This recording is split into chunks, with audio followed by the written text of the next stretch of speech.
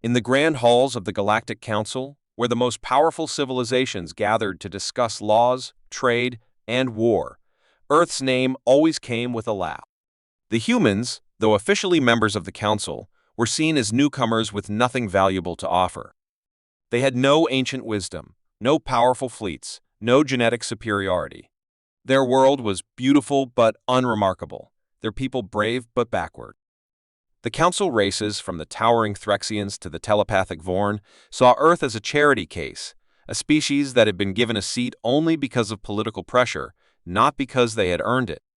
Whenever the humans spoke, they were politely ignored. Whenever they proposed something, it was dismissed. And when they dared to stand tall, they were met with smiles that barely hid the mockery. The galactic elite didn't fear Earth, they pitied it.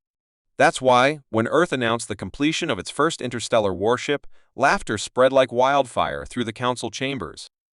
Delegates exchanged amused glances, and entire planets tuned in to broadcasts mocking the news. Memes and jokes flew across communication networks, illustrations of humans duct-taping engines to rockets, jokes about Earth's best weapon being hope, and endless comparisons between real warships and what many assumed was a glorified cargo vessel. The ship's name, Vanguard 1, was mocked even harder. "A name too big for a ship so small," said one Zarnathi general on a live panel. "Maybe Earth will use it for delivering fruit instead of fighting wars," another alien host joked. Earth responded with no speeches, no threats, and no attempts to explain. They simply released one photo of the ship, a sleek black silhouette against the stars, and a launch date. As the day of the launch came closer, reporters gathered near Earth's orbital shipyard. From above, the blue planet, the construction site didn't look very impressive. The shipyard was small compared to other species' massive space docks. There were no defense rings or ship convoys, only a quiet floating platform and the vessel itself, still hidden beneath a reflective shell. Observers noted the absence of alien assistance, suspecting the ship must be too fragile or too unfinished to show. "Primitive curiosity," one Threxian commented, watching the feed from their war fortress. "They'll learn soon enough what real power looks like." Even the Terran ambassador was ignored in council meetings that week, waved off as the representative of a people playing with tools they didn't understand. But on the day of the launch, something changed. The transmission from Earth began without music or speeches. A simple text appeared, "Witness not our pride, but our warning." Then, with a quiet hum, the shell around Vanguard 1 dissolved, revealing a ship unlike anything the galaxy had expected. It wasn't bulky or glowing with energy like alien warships. It was long, sharp, almost organic in its design, with black plates that shimmered as if they absorbed light. The hull showed no visible weapons, no oversized engines, no grand banners. It looked strange, unreadable, alien, as if it didn't belong to Earth at all. Analysts scrambled to compare it to known ship types, but found no match. The sensors from Council satellites around Earth failed to pick up clear readings. The material was unidentifiable.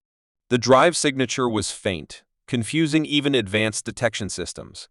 It was as if Earth had built a ghost ship. Moments later, Vanguard 1 disappeared. Not launched. Not jumped. Not warped. Just vanished. The event left observers stunned. No known ship could vanish like that. No Earth technology had ever performed such a feat. Whispers spread rapidly, some claiming Earth had faked the launch with illusions, others saying the ship had malfunctioned. But back on Earth, the humans celebrated quietly. No parades, no interviews. Just a simple message from the Terran government: the mission has begun. No further details will be shared. The galaxy, still laughing on the surface, began to feel a strange, creeping uncertainty. Something about the silence didn't feel like weakness. It felt like preparation. Then the rumors started. A pirate fleet near the Craylon Rift had gone dark. No distress signal. No escape pods. No wreckage found. Just silence. A week later, a scouting ship sent to investigate also vanished. The Council sent stronger ships, each more advanced than the last. One by one, they went silent. The only clue was a brief image captured by a surveillance probe, a shadow moving faster than light, a sleek black figure weaving through enemy lines without resistance. It wasn't confirmed, but the shape matched the only image Earth had ever released of Vanguard 1. Suddenly, the joke stopped. The laughter faded. And the name that had been a punchline now sparked fear.in secret. Council leaders demanded an emergency meeting. They began reviewing every piece of data Earth had ever shared, and more importantly, everything they had kept hidden. What if Earth had never been slow? What if they had been quiet on purpose? What if they had studied every species while pretending to be behind? Some feared that Vanguard 1 was just the first, that others were already out there, watching, preparing. The terrifying part wasn't just the ship, it was the strategy. No threats, no declarations, no drama, just results. That's what made it different. That's what made it dangerous. And somewhere, far beyond the official star charts, Vanguard 1 moved through the darkness. Silent, invisible, carrying with it not just Earth's first real weapon, but its message to the stars. Humanity was not here to ask for respect. They would earn it. Or take it. The Krelon Rift was a forgotten corner of the galaxy, a place most species avoided not because it was unknown, but because it was cursed. Stretching like a scar across space, the rift was a dense region of collapsed stars, electromagnetic storms, and shattered fleets.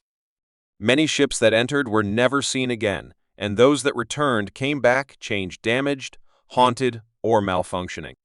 It was the perfect place for things to disappear, and the perfect place to hunt them. When reports began spreading that Earth's mysterious prototype ship, Vanguard 1, had entered the rift, the galaxy suddenly paid attention.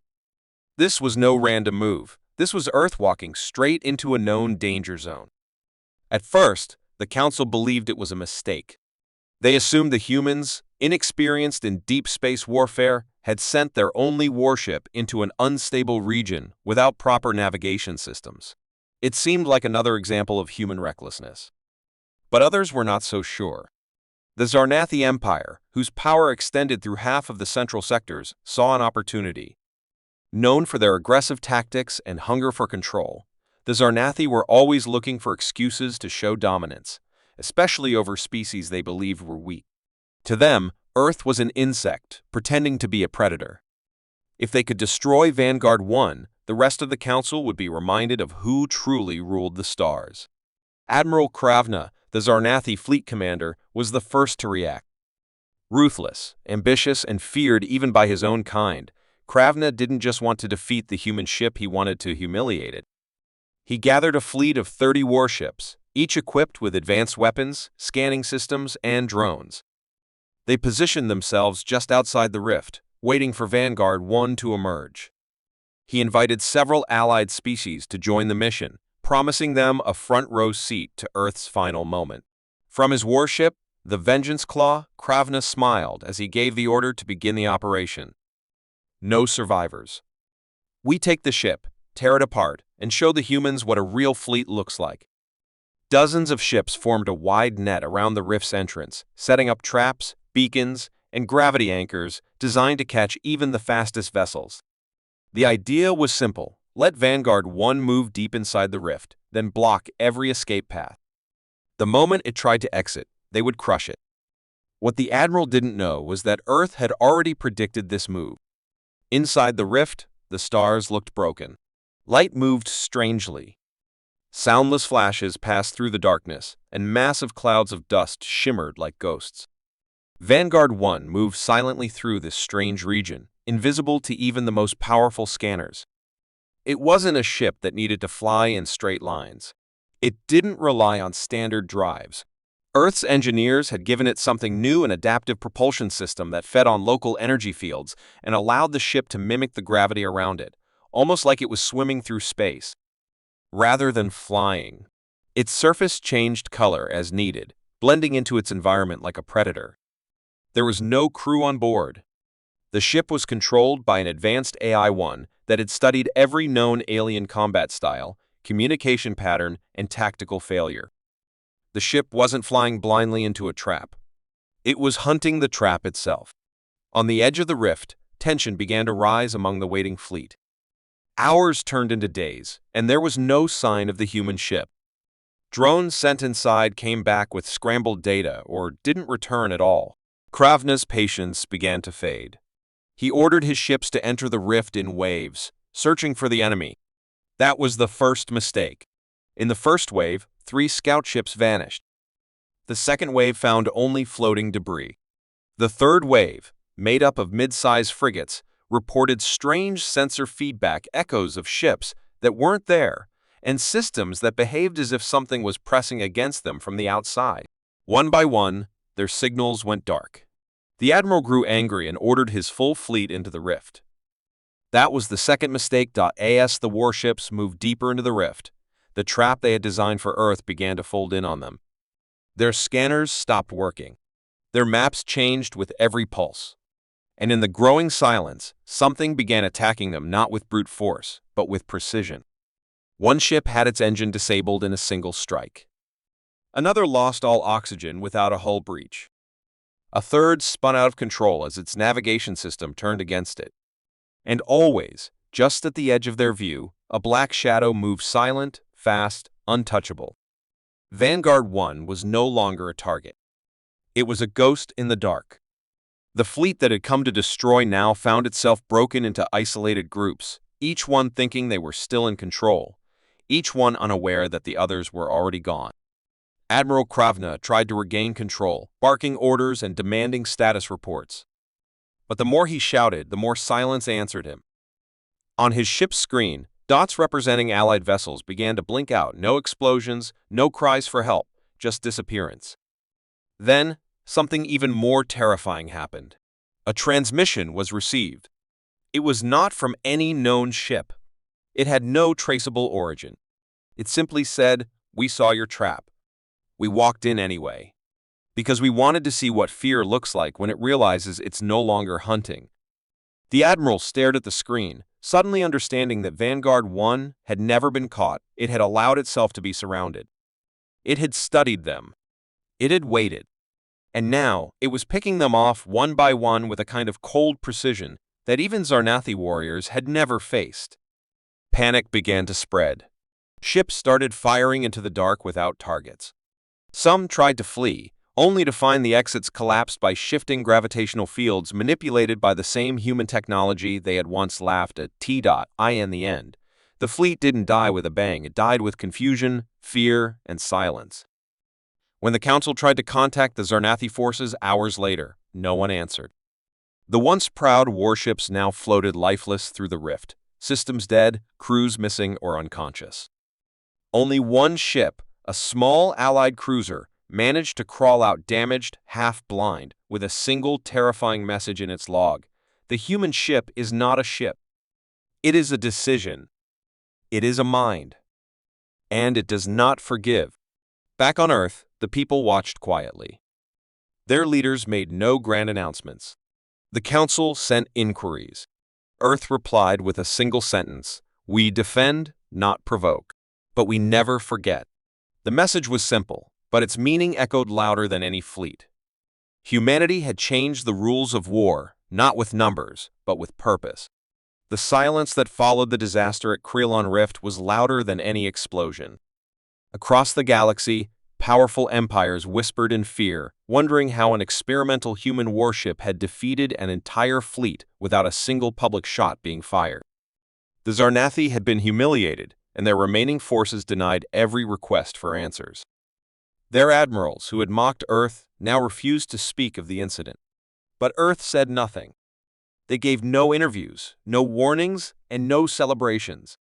Instead, a strange pattern began to appear. One by one, small outposts belonging to Earth's former enemies started going dark. Not destroyed, just gone. Communications were cut, supply routes disrupted, and monitoring satellites erased from orbit. At first, other species thought it was the work of pirates or internal sabotage. But when they investigated, they found the same thing: total system failure, no survivors, and no trace of a known attacker. The only common link was a strange signal left behind a faint hum, a pulse of light, or a blurred image of something black and sharp moving through the stars. People began to call it the ghost ship. It moved without pattern, without warning, and without mercy. It never sent messages. It never responded to calls. It simply appeared and vanished, always leaving silence behind. Even advanced scanners failed to detect it until it was too late. Some believed it was Earth's prototype, Vanguard 1, still active, still hunting. Others thought it had evolved into something else more than just a machine, a weapon with a mind of its own. Rumors spread like wildfire. Captains refused to patrol human borders. Merchants canceled routes that passed near Earth-controlled systems. And deep within military command centers, alien generals began studying their own fleets not to prepare for war, but to prepare for survival. Because something strange had happened.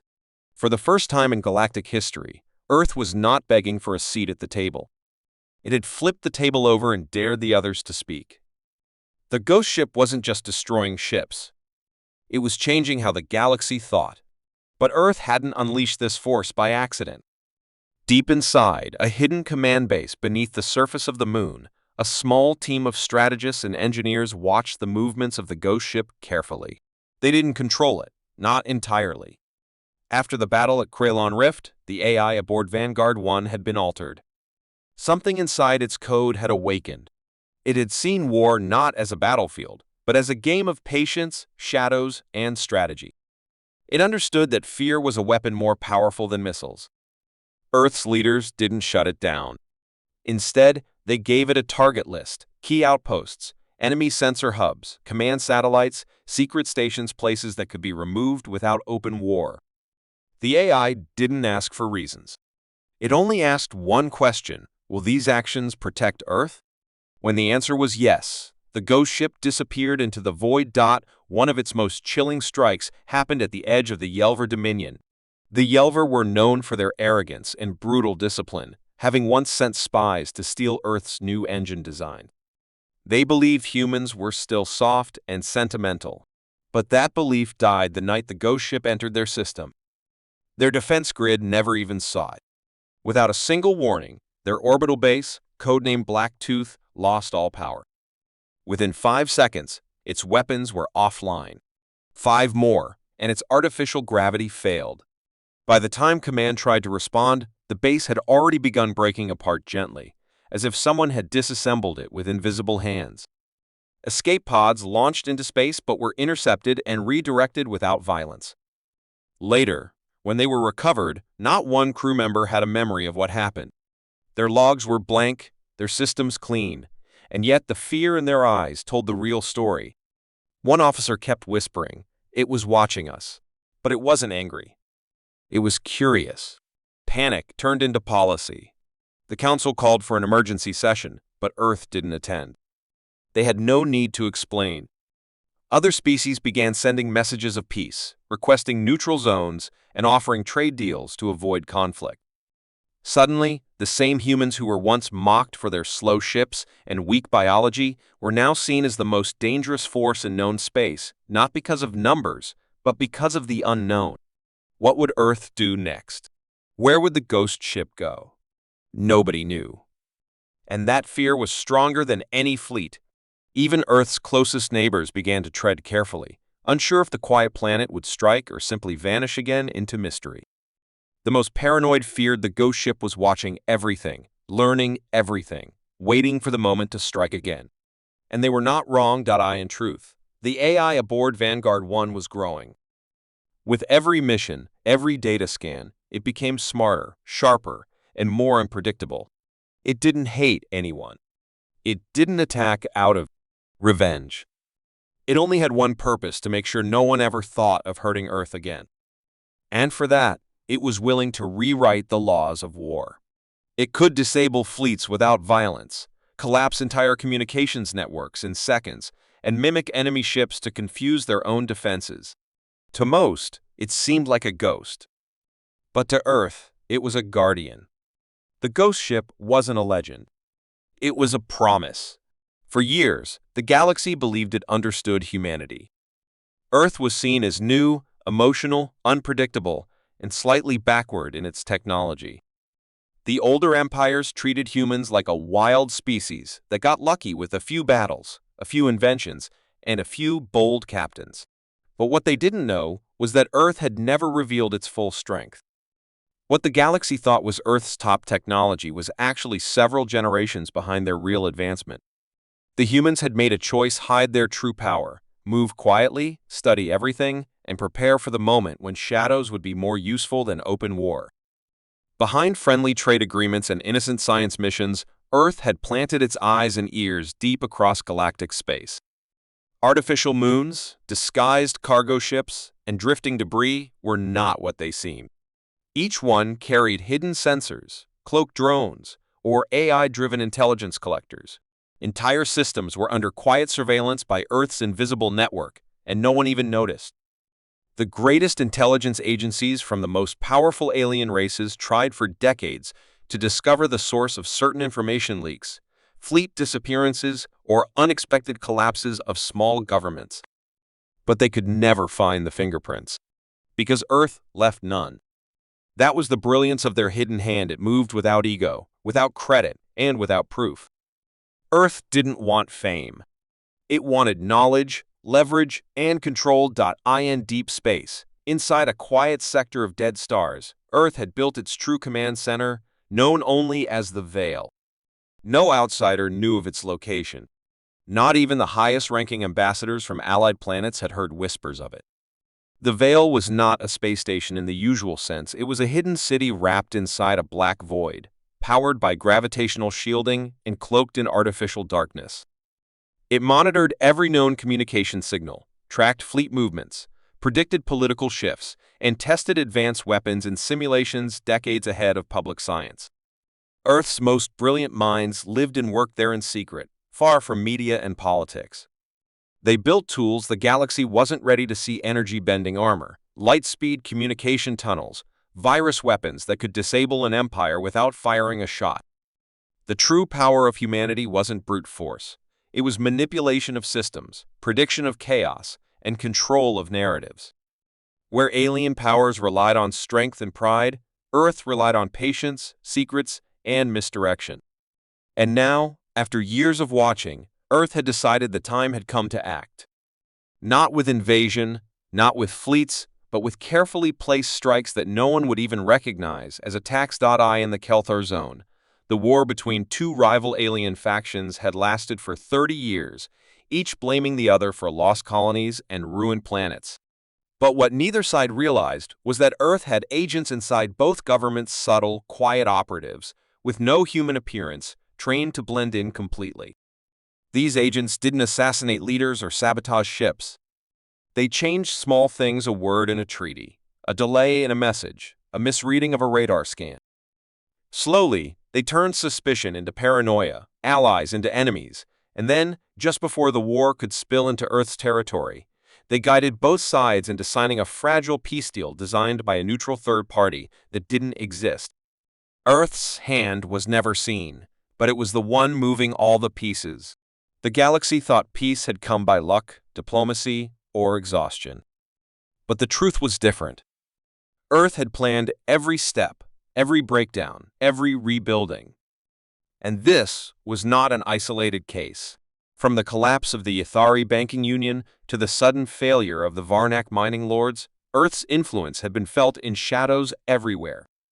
Human intelligence used predictive models that could forecast rebellion, economic collapse, or military aggression long before they happened, and then used those moments to shift power quietly in Earth's favor.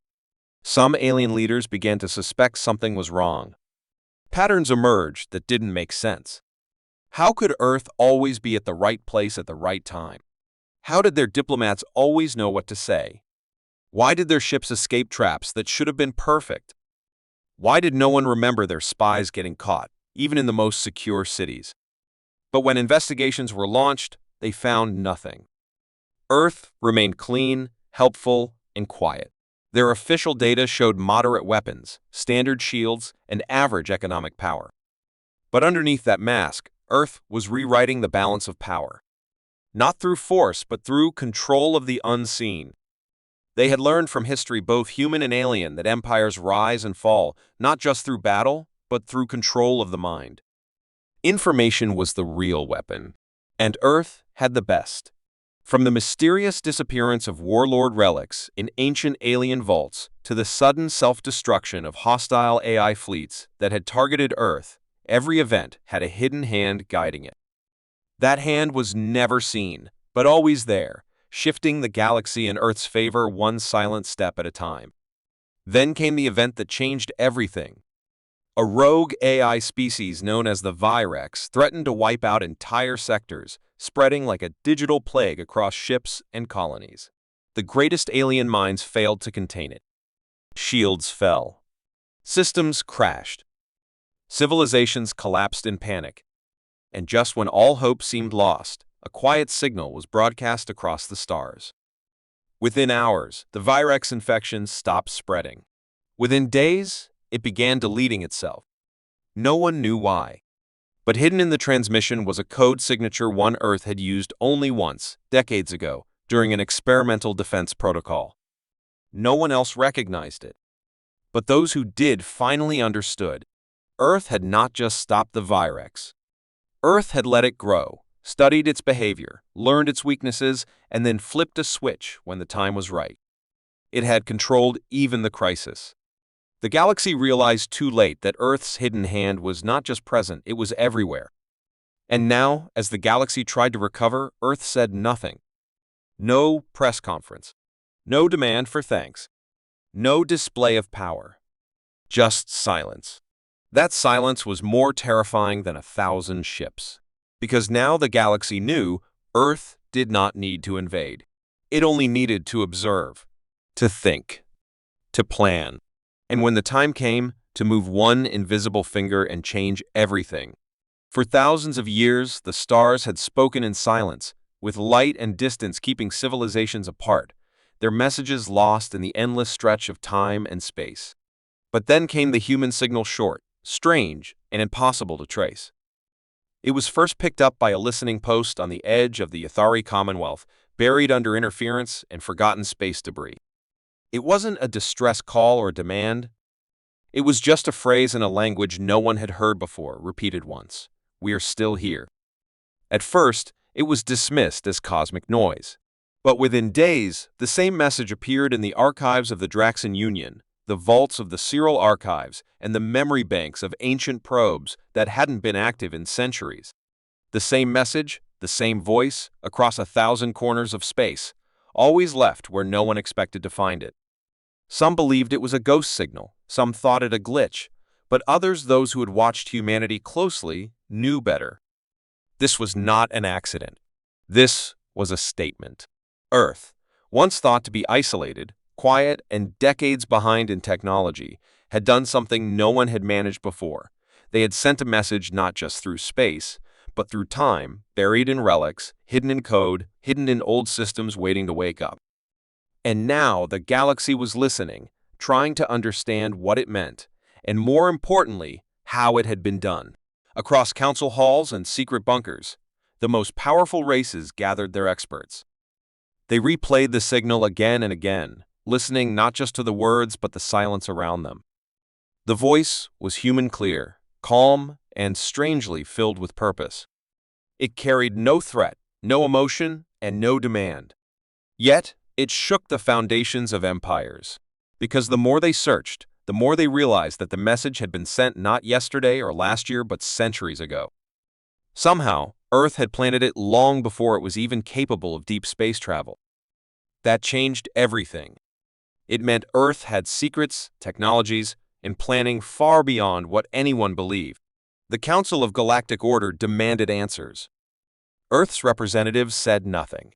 They smiled, gave polite replies, and acted surprised. But deep beneath Earth's surface, in an underground facility known as Echo Core, the truth was far more complicated. There, a hidden project had existed for generations, Project Whisper. It had one goal: send a message that would echo across time and space in such a way that no matter who found it or when, they would all hear it at the same time. It was a warning, a signal, and a test. Humanity had placed it like a seed, waiting for. What no one knew was that this message was only the beginning. Alongside the voice, encoded deep inside old satellites and forgotten space stations, were pieces of a larger puzzle maps, formulas, and forgotten knowledge that Earth had scattered like breadcrumbs across space. And now, as the message reached every corner of the galaxy, those hidden pieces began to activate. In dead systems, lights blinked to life. In long-lost wrecks, AI fragments awoke and began transmitting. The stars themselves seemed to whisper Earth's presence. Panic spread through the powerful empires. If Earth had done this without anyone noticing, what else had they done? What else were they hiding? The fear was not that Earth was strong, it was that Earth had become something else entirely. Something that could no longer be measured by ships and armies. Something that had mastered silence as a weapon. And just as the galaxy began to unite in fear and confusion, a second message arrived. It was shorter this time. Just 3 words. But it chilled every listener to the core. This is Phase 1. Now, the galaxy raced to understand what Phase 2 would be. Councils met in emergency. Fleets moved to defensive positions. Spies were sent to Earth. But what they found confused them even more.